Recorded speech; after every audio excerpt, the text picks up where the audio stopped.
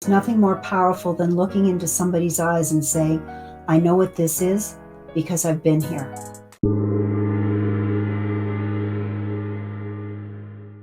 Welcome to the Consciousness of the Way. I'm your humble servant and seafood Taoist Master San Qing, and I've got an incredible guest here today. It's always welcomed the conversation of spiritual consciousness, and this is definitely a subject that we're going to talk about here today. I want to welcome to the podcast Carolyn Molnar, who is a clairvoyant and a psychic. So I want to welcome you to the podcast, my dear friend. Thank you for having me. And I would love you to share with the audience just a little bit about yourself leading up to this point. Oh boy. I've had it all my life. It being psychic and being a medium. I recall at age 5, I was giving information to my mother that she was not keen on, but it came true. And I've had it all my life. It doesn't seem unusual for me. It's my normal. In my late teens, early 20s, I met my mentor, Reverend Sadie Nickerson, who was a spiritualist minister. And she trained me for 20 years. And she passed into spirit in 2001. And she's been with me, helping me train others ever since. Some of my students actually can sense her or even see her when I'm doing class work. So she's never left my side. And of course, you and I both know that, spirit isn't very far away. They're just in a different dimension. So for her to be with me, I'm very grateful and happy that she wants to spend that time with me.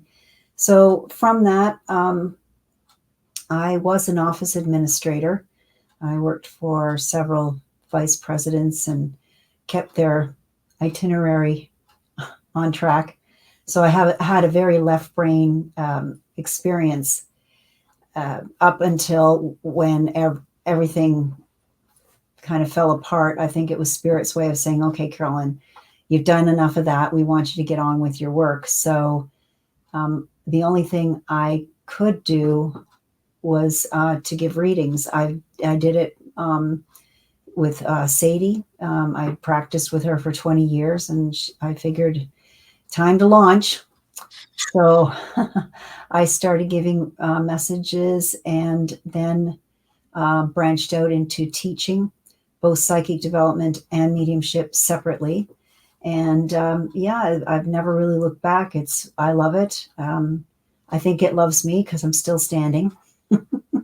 And that's basically my very brief experience in this work. Well, yes, I mean, it sounds to me like the entry level to this is always someone's epiphany, someone's paranormal, supernatural, potentially, people refer to the NDE, OBE experiences to get a sense that there's a veil beyond what we perceive as this material world. And that presents itself, and then you get what I call being bitten by the spiritual dragon. And you go chasing it. You go chasing it, looking for answers, whether it comes in the form of hearing a grandmother, or you had a vision or a vivid dream, prediction, a sense of something more. And this is something that I love to witness when I see people realize that who they really are. I did not have an epiphany such as an OBE or NDE. I don't think I've had either. It's just something I was born with. So it was just a natural progression year after year until I gave my first reading to my mentor. And I remember what it was. It was a cartoon, and it was a red car with snow on it. And I look back and I think, I believe they gave me it in a cartoon form so I wouldn't be scared. It wasn't a frightening thing. And I did mention it to my mentor, and she said, no, that's impossible. My car is fine. Well, fast forward to May, there was snow on this red car. Her car had died, and she needed a new one. And she bought this red car that I had seen in a vision in January. So that's when it all started. And, with her, she didn't need readings, like she was just great the way she was. She knew stuff, she was solid in her own spirituality. But man, when she'd say, okay, Carolyn, give me a reading, I'd kind of freeze, And I realized, looking back, she was probably the toughest person I ever read for, not because she didn't accept my readings, but because she didn't need them. Most often people come to a psychic or a medium because they need an answer to something. So I feel like I was thrown in the deep end and came out. I didn't drown with the training that Sadie gave me. I can't tell you how sad I was when she left the planet. She was in her 80s and it was time for her to go. She actually gave me a reading on her deathbed. That's how strong she was in her abilities. And I was the last one to see her. And she was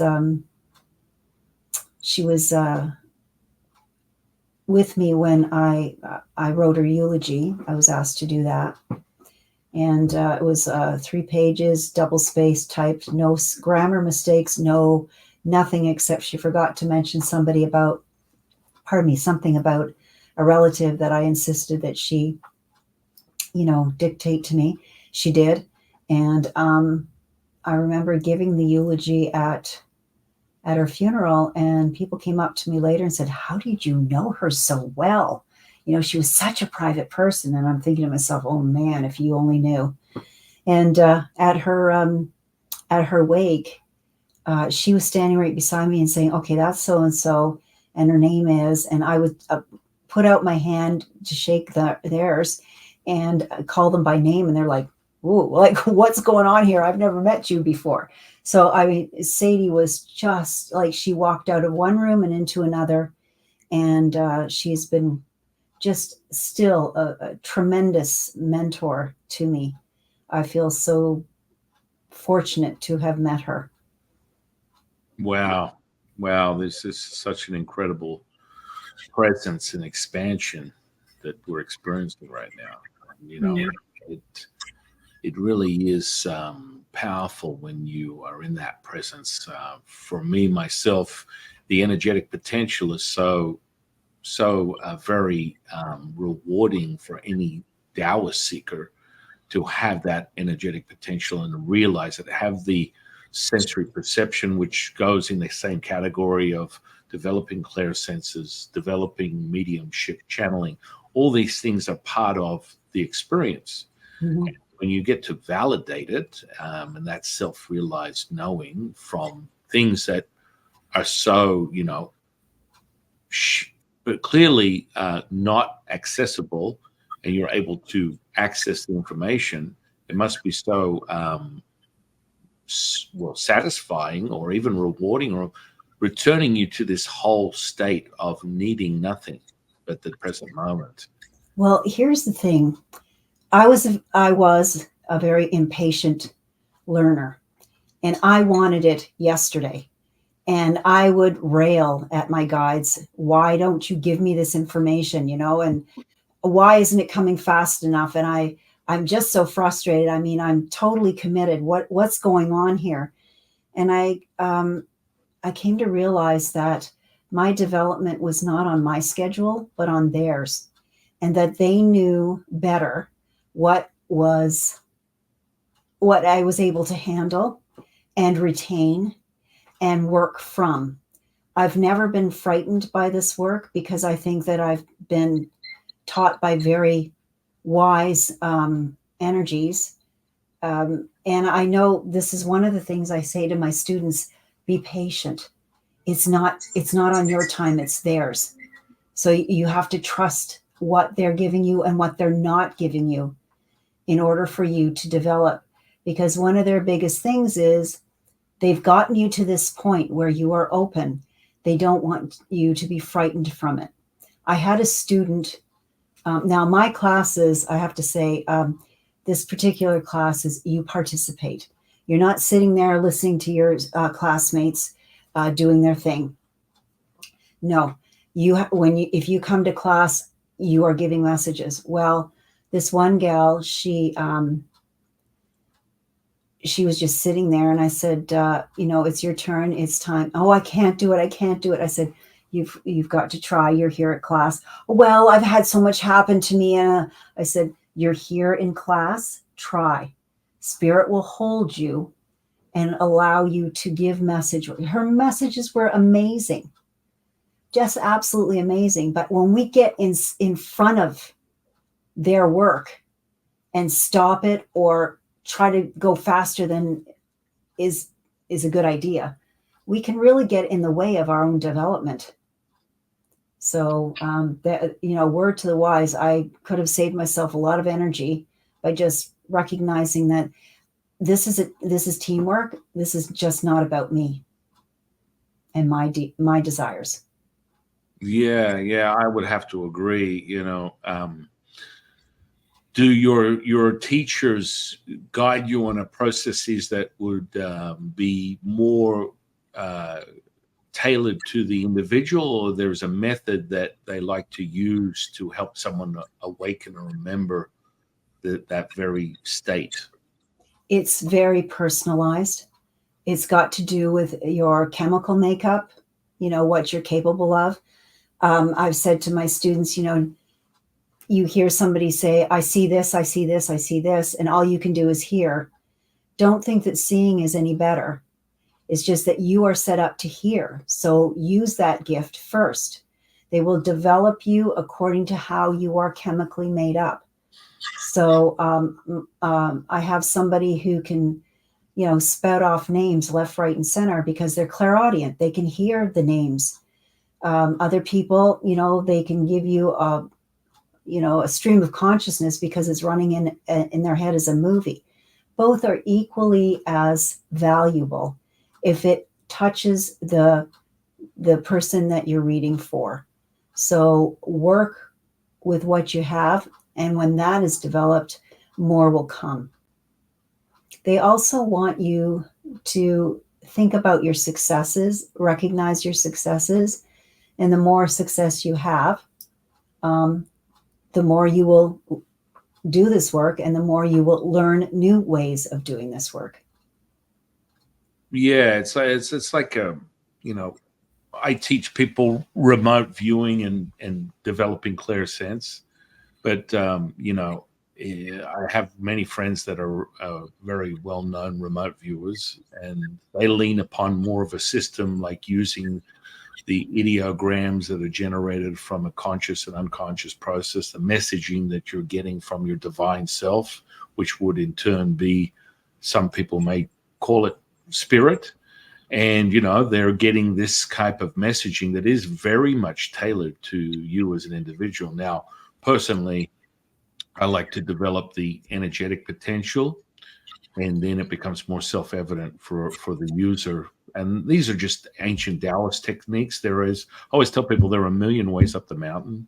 There is no right or wrong way. And anyone that dismisses someone else's belief system dismisses their own, because that's the seed of the beginning of creation. You start with, a belief that turns into a knowing from you validating through your own seeking. And it cannot be validated any other way. It has to be an experience. That experience will be the very realization that you are where you need to be. What are your thoughts on that? Well, what I've said to people that I've taught is that your experience will be what draws people to you without them even knowing. So, there's nothing more powerful than looking into somebody's eyes and saying, I know what this is because I've been here. And it gives them a sense of hope because this person has been there and moved through it. So, and I find that people who are really interested in and have gone through a lot of healing work themselves, and I'm talking physical healing, they may have had surgeries or they may have had different ailments that they've gone through, and that experience helps them to become a medical intuitive, for instance, because they're very interested in the whole healing process and helping people heal. Yeah, so I feel that your experience is the basis of your work. Yeah, yeah, I would have to agree, and that becomes more and more evident with the tangible, what we call substance. We call it the chi. Some people might call it universe, God. We refer to it as a perfection. You are cutting the cloth of perfection and creating what this seems to be is this mundane reality until you get that epiphany, that moment that you step out of what is just perceived reality and you realize that's not even the truth. And then all of a sudden profound things start to take place, and then they go on this journey seeking to return to their knowing. Well, I have to say I've said to many that this whole life is a ruse. It's not real. It's a classroom at best, and you're put up against different scenarios to see how you will manage it, and how you'll come through it. And that is what experience is about. It's not supposed to be easy here, because if it was easy, we wouldn't learn anything. We wouldn't have to think, you know?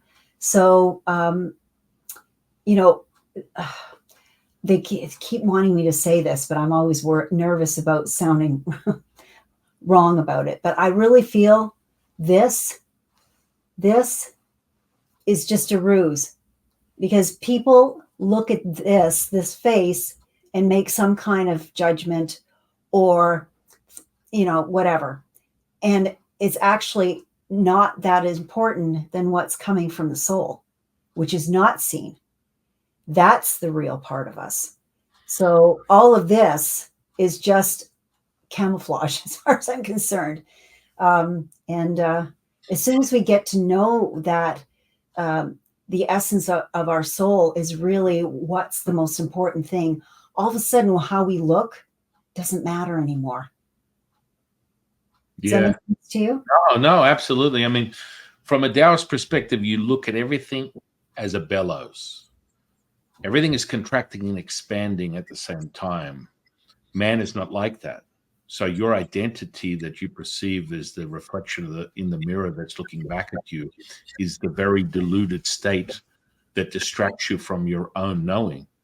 And that's part of returning to what a Taoist would consider being an ambassador to planet Earth, raising the conscious collective to attune to the empathy that so many people are removed from in this human condition, this experience that they perceive as the mundane, the 9 to 5, the work 40 hours a week, live for the weekends. Everything is miserable, and it is a perception. But for you to remember, you have this selflessness, this servitude that comes from within you, and you have a moment where you've all experienced, everyone's experienced this selflessness that we speak of. Within Taoism, we call it the Wu Ji, and that's the entry to the mother of all things, the Tao. And that comes between the polarizing effect of this bellows, the respiration between the breath in and the breath out. You have that entry point, and that's where you are nothing. You're all things and nothing at the same time. No place, person, or thing. And when you're present with that, you have this ability to just be. And with that, you serve, you share, you embody that empathy that is part of the human condition, yet without any boundaries, without this perceived construct. And of course, then magical things start taking place. They find incredible teachers like yourself. They Well, find the ability. also too, your life has more meaning, and from a soul perspective, it's a life well lived. Yeah. Yeah. I mean, I think a lot of the things like my teacher that I channel, Lao Tzu, he always reminds people you're the present moment, which there is no title. It's the now. And so many humans get consumed by this desire. It's a desire. It's not complete. It doesn't have you return to the wholeness that comes when you are selfless. And so people are always looking to find an answer for their existence. which is, in his opinion, a very distractive sort of state rather than being in that present moment. And within Taoism, we call it the Wu Wei, the effortless action, effortless effort. You may have heard of it back in the 70s. Bruce Lee would call it the flow state that people always talk about. Mm-hmm. And once you obtain that, you're obtaining the mother, the primordial mother, the seed of creation from a Taoist perspective. And all of a sudden, everything just floods back and you become whole. That charge you and I are experiencing right now, that's a realization that we are expanding. And of course, you look at things as a glass half empty or full because you're in between, but you have a choice.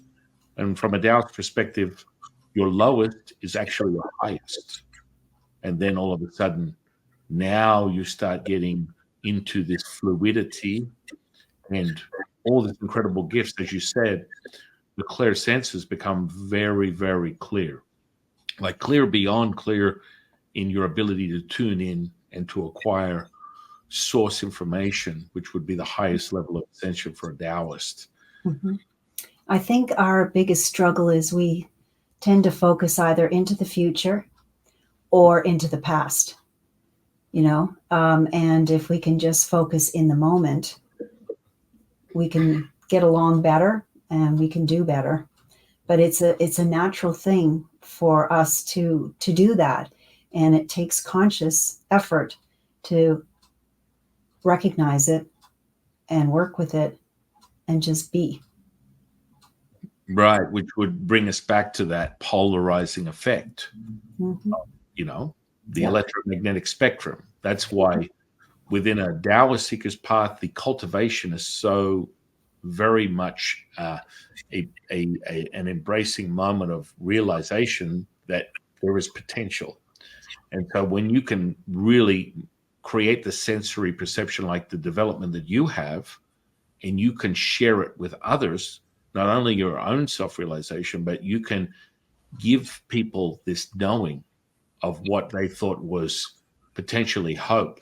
It goes from hope to a belief system to a knowing. And I can't be more grateful than someone like yourself being able to share these incredible mastery with others, that they can return to who they are, remember who they are. And that selfless and servitude is the very nature of what, in a Taoist perspective, is the purpose of the human condition, this journey within this realm, or how you would perceive a Taoist would call it a frequency.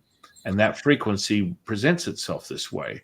And it's not so much from a Taoist perspective learning, but remembering. And when you remember, it becomes self-evident. Sure. Yeah. There were a couple of things I was thinking of and I've lost them. I'm sorry. I think what's really, really important is when you can come back to self, then you can then serve others. And that is the purpose in my mind as to why we're here. Serving through love, compassion, forgiveness, understanding. But when we're wrapped up in the past or we're wrapped up in the future, this kind of stuff that is so necessary for a purposeful life, meaningful life, it's lost. So what I tell my students is, it's all fine and dandy to want to be a psychic or want to be a medium. Good for you. I will help you. But here are some things you need to do on the other side. And that is take care of yourself. Look after you. Because if you don't look after you, who will? Eat well, sleep, take your meds if you need them, this kind of thing. Look after yourself, because when your body is whole physically, you provide a vessel for spirit to work. And they use the chemistry of your brain and your nervous system, your spine. So those things have to be clear and clean and healthy in order for you to be able to better connect. You will still be able to connect, But to better connect, you got to take care of self. And I think that people are kind of blown away by that. That's part of, part and parcel of doing this work. They don't think about it. They just don't think about it. No, I just want to give messages. Well, okay. However, there are other parts that we need to talk about, So, that's part of the human condition too, isn't it? Yeah, I mean, for a Taoist seeker, it's the immortality that comes from the energetic potential. And so when you master the 50 trillion cells that is this physical flesh, which is a tuning fork for your reality, then you're able to maximize that energetic potential, separate electric from magnetic, create things that would be supernatural, paranormal, intuitive in their nature that someone would go, oh my goodness, I want that. I want to experience that. I want to identify with that ability. And that starts a seed of curiosity that leads you on a path of seeking to return to yourself. Ultimately, they're the trappings and the side effects of your regulating and identifying this fluidity that we speak of, the Wu Wei. And once you've completed a level of cultivation, most people will return to, okay, that's amazing. I can levitate. I can heal people. I can see into the future. I can create sort of like an understanding of someone's state of mental, emotional, physical, spiritual. And I've never met them before. These are all incredible insight, but it returns you back to making people whole and maintaining a resonance. And that resonance can only be maintained just through your own admission, from nurturing the physical flesh, from doing these types of things. You will maintain that resonance, and you can hold the line, as they would put it, hold it for a long period of time rather than, falling apart. The very separation of knowing who you are and that physical body is everything sort of starts to diminish as you continue to deny yourself that mortality is real. Mortality is very real. And my message to anyone who is interested in this work, you can do it too. This is not something that is special or for an elite group of people. This is who you are. It's just a matter of flexing that muscle, doing some exercises in getting your psychic ability moving again. I mean, we are all intuitive. A mother just knows what their kids are up to. That's intuition. We kind of make it like a magical, special thing. But the thing is, it's who we are. It's our instinct, So just find ways to tap into it. And the best way you can do it is to meditate and be quiet and just receive. And, it helps you with your blood pressure. It helps you with, feeling better. And that's a byproduct of becoming more psychic than you are. Yeah. I mean, transmission wise, it's always one of those realizations. I feel like taking the time when I attune people to starting their path, it always starts with identifying the emotions don't control you, you control your emotions. And you start with that as a distorted sort of what my dear friend Martin, the Buddhist monk, would say, dukkha. It's not real.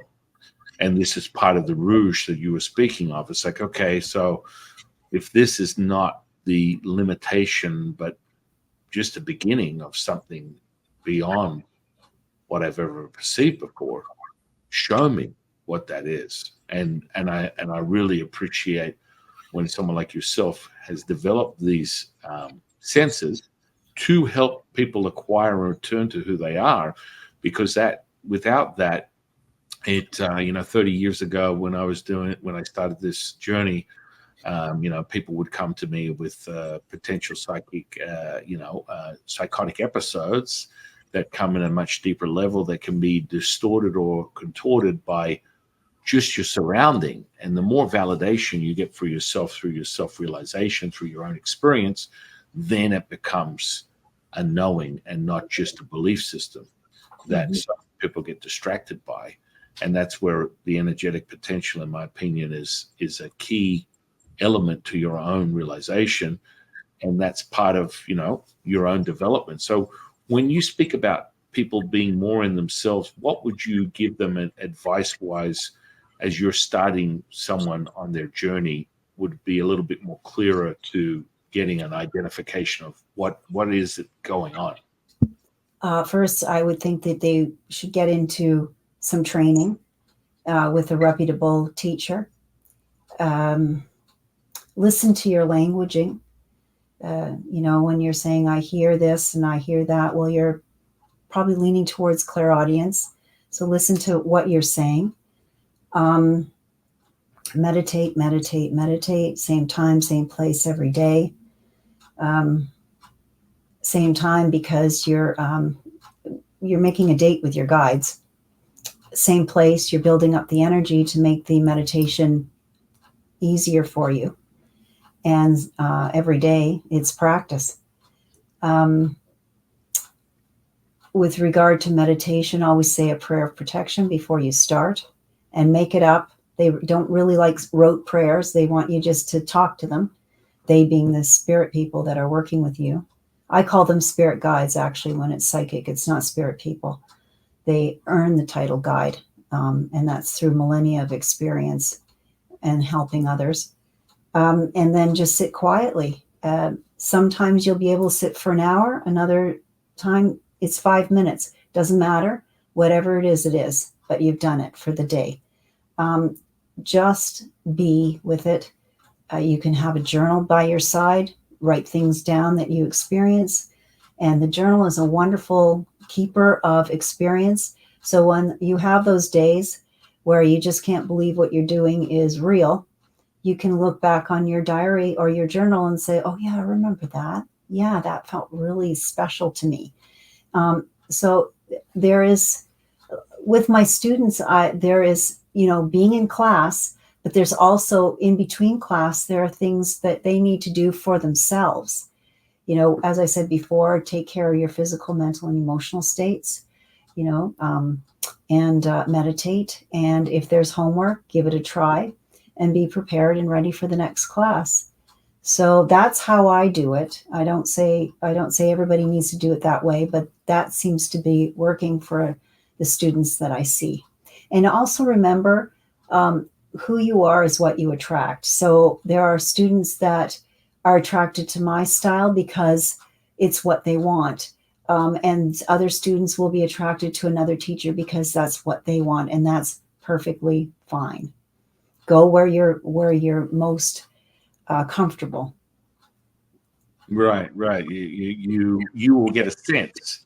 It returns right back to the bellows. You're contracting or expanding. And of course, if you're expanding, then you want to use that as a guiding tool, a guiding fork, a tuning fork to your own realization. And potentially, I will forewarn people that through your own regulation, what comes from your head, what comes from your heart, what comes from your gut will be far more accurate and will be self-realized as you start to attune yourself. And so, very, very often people get caught in the trap of, I lead with my head, it works 30% of the time. I get a feeling in my heart, it's 50-50. I get a gut reaction, it's 20-40. Whatever the purpose is, you are experiencing this, and it's being validated by the actual present moment and the information and your realization of that. Then it becomes self-evident. And so, what Caroline does or what myself, these are all independent of your own journey. And so the only absolute truth is your truth. Your truth is the only truth you need to be concerned with. And so when someone gives you an absolute, about face it one in the other direction because it becomes problematic. And I think a lot of people get front loaded whenever I teach people this type of potential. It's always with them guiding themselves. And so I will share with them a visceral kinesthetic experience, but they have to describe it to me. I'm not going to front load them with a description of what they're expecting, because the skepticism, the introspective analytical side of their intellect will dismiss the actual moment of their own realization, because they feel as though they're being suggested, they're being guided, they're being directed, rather than their own self-evidence. Mm-hmm. What about yourself? What are your thoughts on that? This might be a side to what you've said. One of the things that's really difficult with this work is it's not logical. And people try really hard to make things add up. And I basically say, don't do that. Just experience it. If it makes sense to you, good. If not, let it go. But this is a creative process. This is right-brained. And some of you might have difficulty with that because we live in a left-brain society.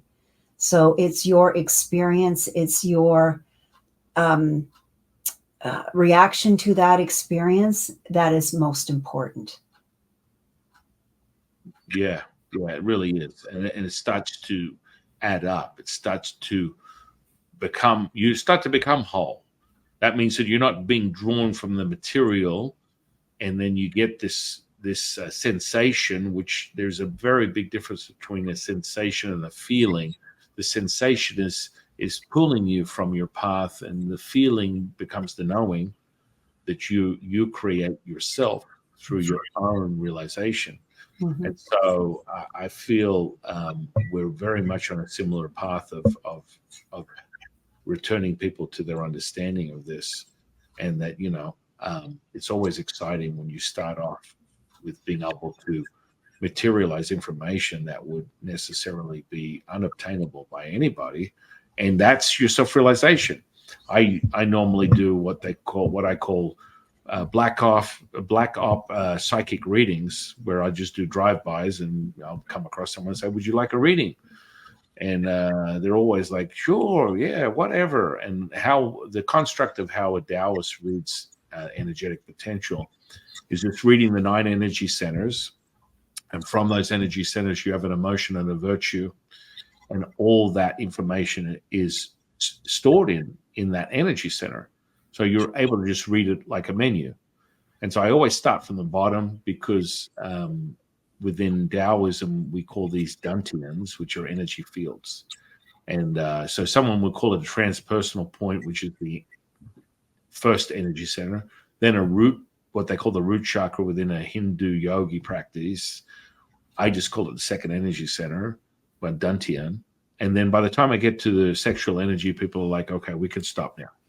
Because it's real. They're like, this is real. Yeah. And that's why I don't want to ambush people. A lot of people get cut off. Don't ever do that. Exactly, you understand, like that. Oh, yes. That's like psychic assault. If you don't get permission from the person you're reading, don't do it. Right. For me, the way it is, it's not energy centers. It's getting information from outside, full on sentences or thoughts, or seeing pictures, getting a feeling of something going on in my body, and I speak to all of that, and I feel that where that's coming from are either, if it's psychic, it's with my spirit guides. They're the ones helping me out with all this. They know the story. And if it's mediumship, it's from the spirit people that have passed to spirit that are associated with the person I'm reading. So I'm sort of I am open to that kind of information. It doesn't come from here. It comes from outside. Mm-hmm. So just a different way of doing it, both very valid and accurate. And they both have a place to help others. Yeah, I mean, I keep it pretty benign. I mean, I could go down the route of, here's the timeline, this happened, how many past lives. Well, I always give people past lives if they ask for it. Give them the last 9 gives you a pretty good understanding of where you're at in your own realization. But then, does it really matter at this point? It's about returning. So, people like the idea that they can experience this paranormal. So when you're doing something like a past life reading, they're tapping into their third eye and they see this movie in their projector with their eyes closed as if they're experiencing it. That visceral kinesthetic response is a validated moment. Then, of course, I'm curious to ask you about that. I channel my 171 teachers. We call that the dialogue to the monologue, which is the connection to the Tao. So my teachers are facets of what we call the perfection of the diamond. They're facets of information that a New Age spiritualist would call the Akashic Records, source information, however you want to perceive it, God, Buddha. This is how we validate it from our own journey. And so, I can be in a moment where I'll just channel Lao Tzu directly through my physical body, and you'll experience this visceral kinesthetic response where you feel as though there's emission of heat and all this energetic potential that's taking place by just being in the presence or being around it. And that's a self-realized experience for me and for any experiencer. And then, of course, mediumship for me is, having dialogue with a spirit entity and getting information from that present moment, however it presents itself. Do you define things a little differently when it comes to the clear senses to the mediumship? Okay, so mediumship is talking to dead people. That's it. Psychic work is, the here and now, finances, love life, job, am I moving, that kind of thing. I've done trance work. I'm not keen on it anymore because I like to stay in control of my body. That's just me.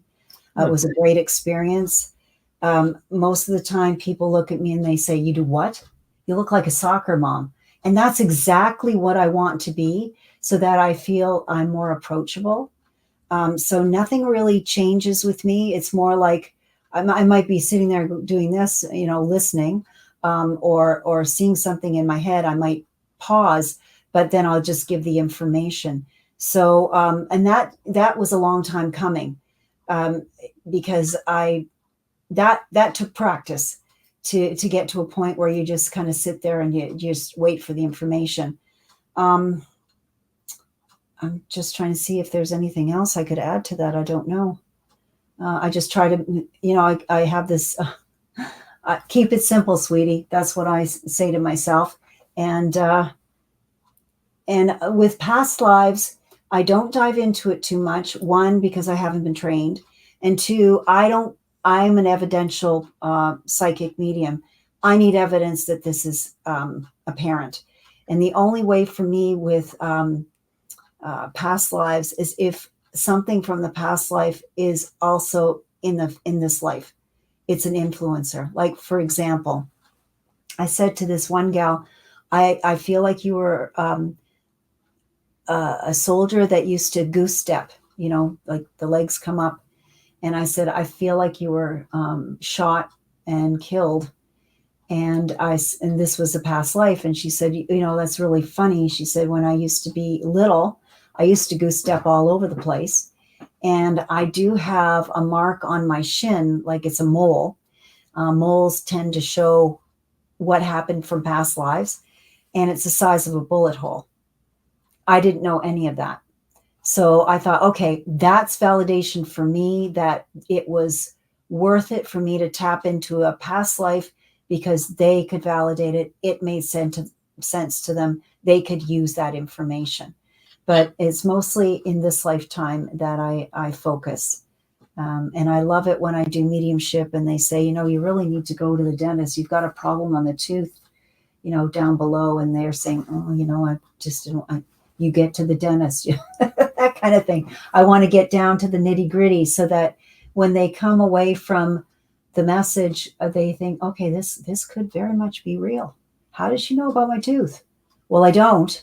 And I have some people come back to me and say, remember when you said this? And I'll say, no, because the information comes through me and out my mouth and it belongs to you. They're not my thoughts. And some people have a really hard time with that, but I'm telling you, it's the best way to live, because then you're not, held with all these things in your head. So that's basically how I do things. It's just, my mentor said, say a prayer and get on with it. I remember sitting with a psychic who's really good. This was when I think I was a 16-year-old, so it was a couple of years back. And she had playing cards, and she would flip the playing cards, and I said to her, put them away and talk to me. And she did. But the reason she was using the playing cards, it was like a diversion, right? It's not that she was trying to be devious or anything like that, but the sitter would think, okay, it's the cards, it's not the reader, right? I don't do that. It's the reader. It's me. I'm the one that's taking responsibility for this. So I don't use anything. I don't use pendulums. I don't use cards. I don't use tarot. None of that. It's all got its place, just not with my practice. Yeah, it comes back to an ancient practice that I teach people. It's called body dowsing. So I create the sensory perception from the energetic potential, and you just read information highly sensitive to anything, vortices, power centers, any information. Someone would regress it from a remote viewing perspective as being an ideogram, an ideomotor response. So you're the divine tool, which would come right back with the sensory perception of mediumship or channeling. Channeling is sort of like, for me, a self-realization for the experiencer to go, holy moly, there is something going on in this room. Now, for me, I enjoy channeling the spirit entities, and I'll bring them into a space and have them walk through the experiencer's body, and they can feel the energetic potential of that, which blows them away. They're like, holy crap, this is really happening. 100%. Yeah, 100%. This is real, and it really depends on, for me, I always remind people, how do you feel? I get so many people that are light workers, channelers, healers, you name it, they've come across some type of way to help someone remember, yet they don't realize they're literally expending their own life force. And so yes, that is danger. That is a danger. There is no shortcuts with this work. You need to know what you're doing. You need to be well trained in order for you not to do that. Right. I learned personal experience. I learned it. When your life force is just taken from you because you've overdone it, I'll never do it again. And, that's one thing is with this work is I have set times that I work, and then I have set times that I'm just a human. I really believe in balance. And if people, there are those who say, oh, well, can you just see me? And I'll say, I'm sorry, you might want to find somebody else. These are my hours, because, I'm no spring chicken anymore. And I do really want to do this for the rest of my life, for as long as I can. And in order to do that, it's like a bank. You need to deposit, and then you can withdraw. And you deposit and you withdraw. And that way you keep a balance in there, an amount in there of currency, energy, whatever you want to call it, so that you're able to do this work. That's one of the reasons why I really do not like people coming up to you and saying, oh, your mother is here. First of all, I wasn't asking for that. And second of all, you're using energy that you don't need to. You stop it. It will make you sick. If you are open all the time, these people that just walk through the mall and talk to whomever, they're gonna end up in a bad way. They need to really, really be careful. And that comes through training. Mm-hmm. Newbies do that, Do you know what I'm saying? Oh, yeah. I mean, your attention, I always get people to start with this. Attention, intention creates from light to wave to matter to particle realized energetic potential in this polarizing duality that you call your reality.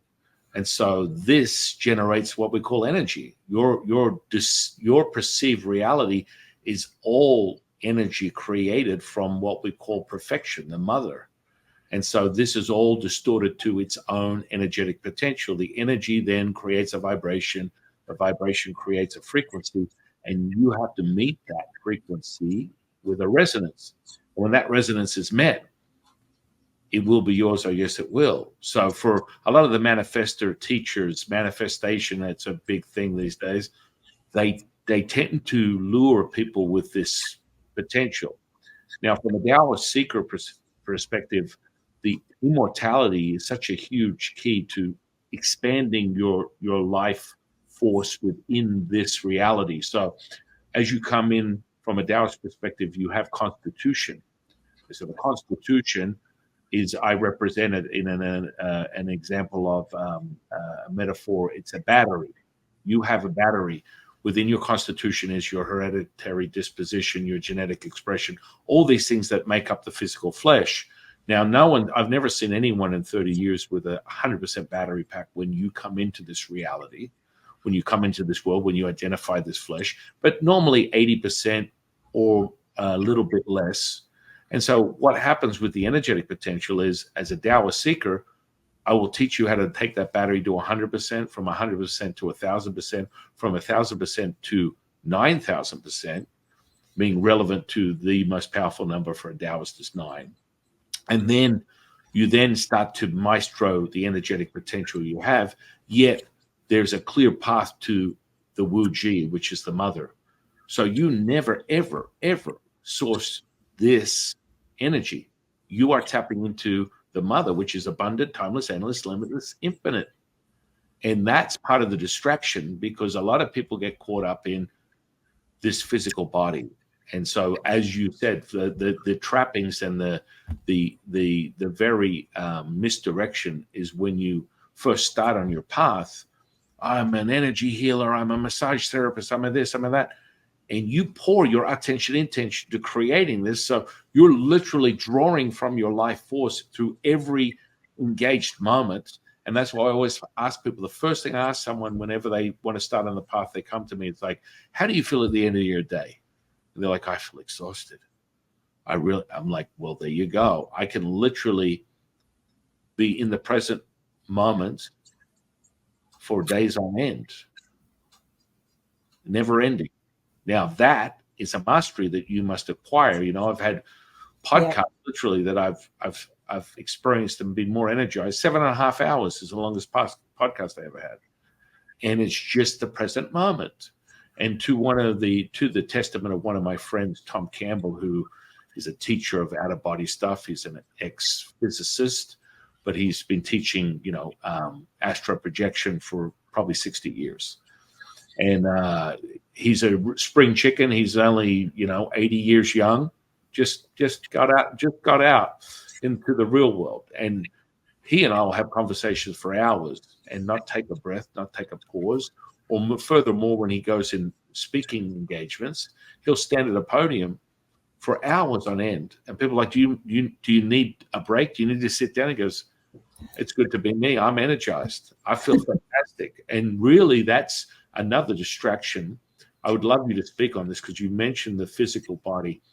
From a Taoist perspective, to optimize the energetic potential, we move into things that are things like resting, which someone more contemporary would call fasting sort of state, where you can optimize the energetic potential and literally live on the energy.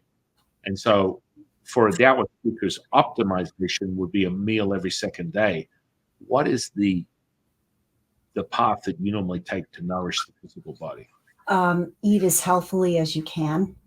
Organic chicken, organic fruits and vegetables, more fruits and vegetables than meat.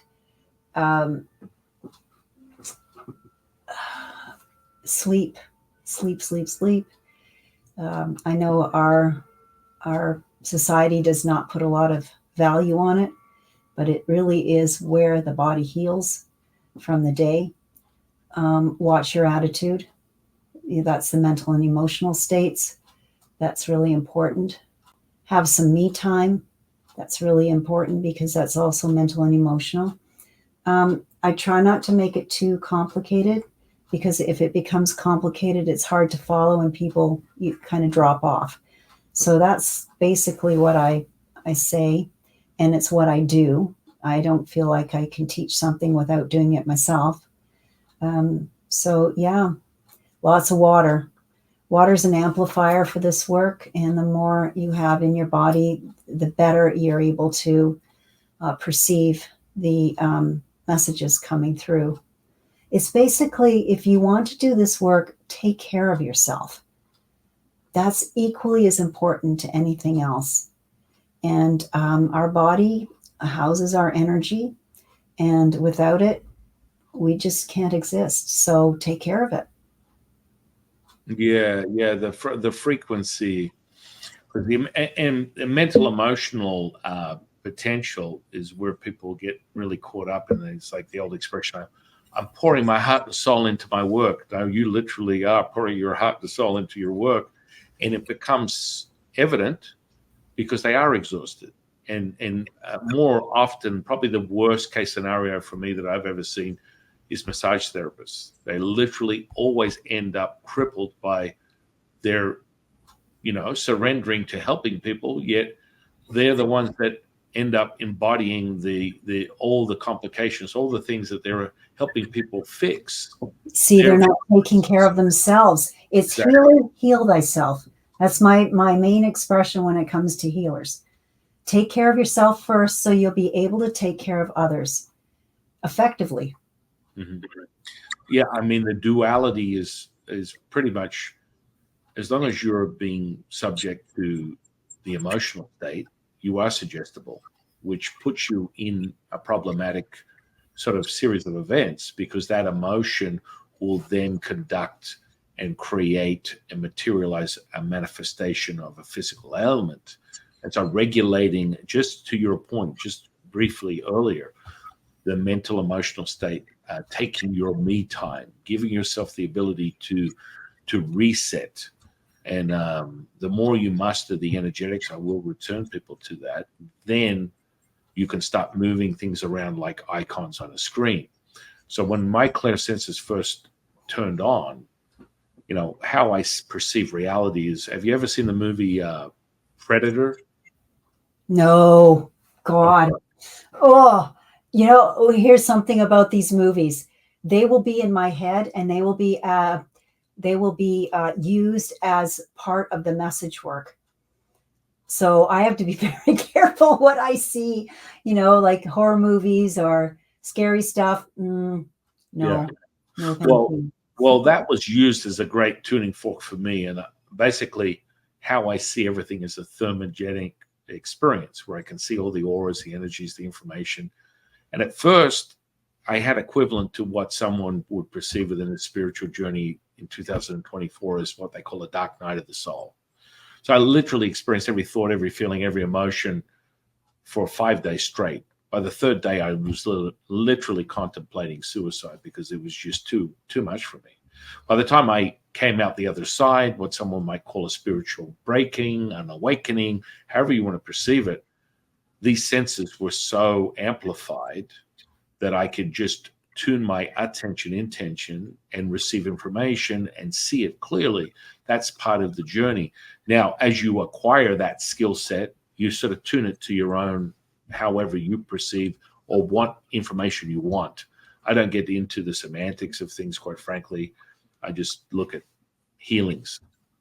Well, here's the thing. I'll go back to what I said before. We attract the people with the experience that we've had. You will have people who will come to you who are either about to or in the middle of their dark night of the soul. And you'll be able to say to them, look, I know what this is. Hang in there. It's not going to take too much longer. Come back to me when you're ready. I'm here. And that gives people hope. They look at you and say, okay, you did it. I can do it too. Yeah, Right?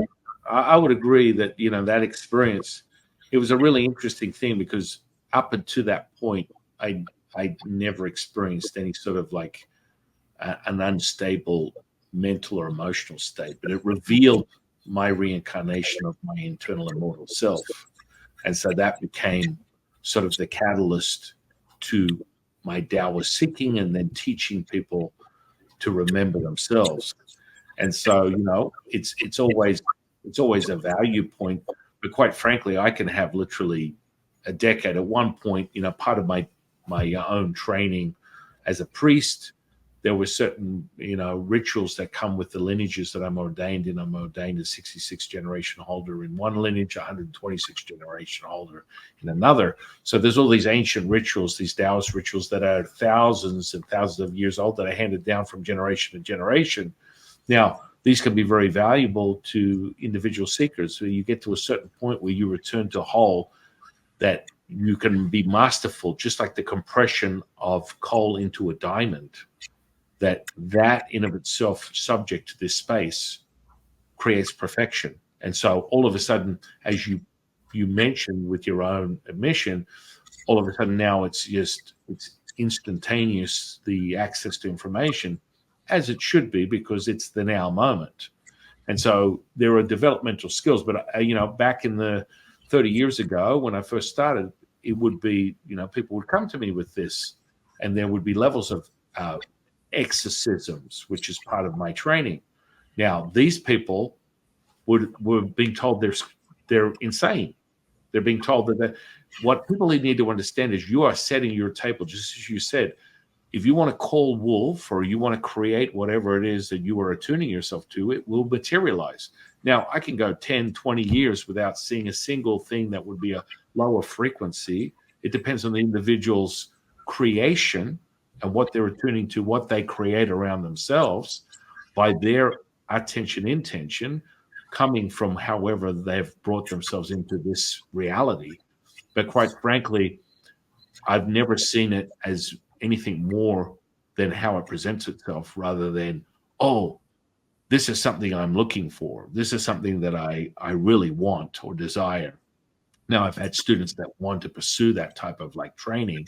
And, you have to understand you are creating that. So there's unlimited potential, unlimited entity, spirits, everything. Always remember that. And they're as tangible as anything else you access. Oh, so sure.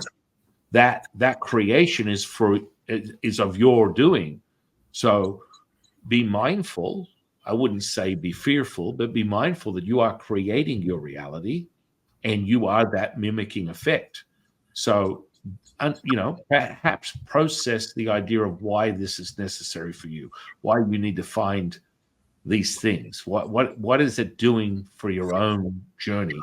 Personally, I haven't even come across this type of energetic potential in probably 12 years, because it just doesn't present itself. The resonance becomes so high as you cultivate the servitude, the selflessness, that perhaps that was part of the journey initially for me, and now it no longer presents itself. But it's an interesting one when you see it, because this is very much a creation of the experiencer. What are your thoughts? You see it because you've experienced it. You know what it is. Mm-hmm. And I think our journey is extremely important because it's the teacher. So, use it wisely and help others as best you can. Well, the biggest catalyst is always fear. I always tell people, don't ever, if you're going to get into a situation where you have, and fear is very, very, very potent, and it presents itself as separating you from who you are. Because when you put yourself in a fear state, or you need to protect yourself, you are me, I am you. What is there to protect other than knowing that this present moment is all we have? And so when people get into that fear state, the stakes are higher, because now you're suggestible. Now it's a whole different ballgame. Now, all of a sudden, there are variables, and that sensation that someone is having can be a detour, a red flag, or whatever it is. It's not a feeling, it's a sensation. It doesn't transpire into that until you have a knowing. When fear shows in the classroom, I stop everything because we don't want to manifest that. Mm-hmm. And we don't want to attract things in that would enjoy that. And, it's basically, I'll sit there and say, okay, where's that coming from? And they have to own it and understand it in order to release it. And this is also part of taking care of self, mental, emotional, psychological states. So yes, this work requires a lot more than just giving messages. It's about getting to know self. And I really have enjoyed speaking with you. Thank you so much for having me. It's been a joy. No, I really appreciate you taking the time to share. And just before we close out here, when you say it, so for you to identify fear, you must have experienced it yourself, right? Always. Yeah. You don't know what it is unless you know through experience, right? Right. Mm-hmm. Like an anchor of unraveling for many seekers when they continually stay in that state. Because it is such a low frequency, it taps what we call the Jing, which is the kidney, which is your life force. It will drain you. That can be problematic for anybody, and realizing that potential is not real is exactly critical, critical to your own expansion. It's false evidence appearing real, and that wasn't me that made that up. So sorry, say that one more time. False evidence appearing real. Yes. And that's why I always love developing clairsense, and especially the vision, because if you are playing, I always tell people, it's like, oh, let's turn a light off and I'll hand you what I'm calling a pile of clay. And you play with it and you're like, oh, yes, it's clay. It's clay. I'm building. And I turn the light on and it's actually dog doo-doo, because you're not familiar with that potential. Yeah. Right. And this is the problem. A lot of people get insight. They get bitten by the spiritual dragon, and then they go, well, I can channel this and I can see this and I can do that. And I think that's fantastic, but you must solidify your knowing. And to do that, you must be able to identify what it is that you're communicating with, what it is that you're experiencing, and validate it to be true for yourself, and not just be in this, oh, I did a bit of this, I did that, and, I'm good. I can see it all. I can do it all. This is a very trap that I feel like you and I are sharing with the audience.